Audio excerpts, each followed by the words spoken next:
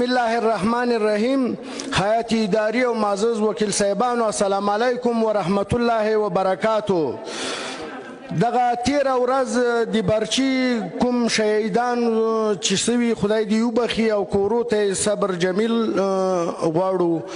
او دغه لوګر کې نسل کشي چې روانه ده، د دوه یو کال کېږي چې وارې 110 کسان نسل کشي او بیا 110 کسه زخمیان او شهیدان.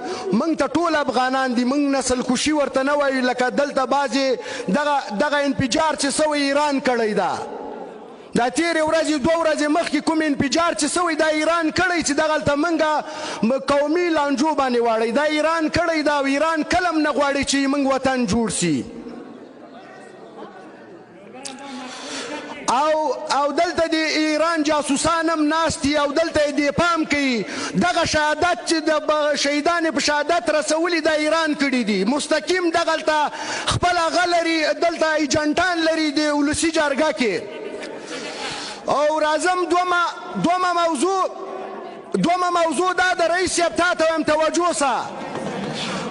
که دا چېرته ولسي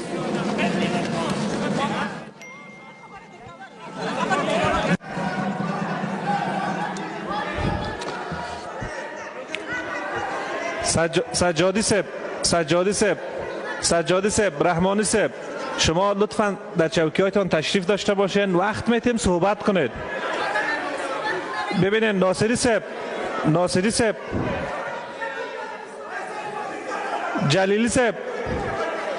جلیلی صاحب، سجادی صاحب لطفاً.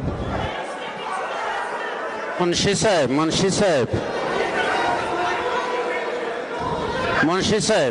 بله رئیس صاحب بشنام. منشی صاحب میشنام رئیس صاحب. همی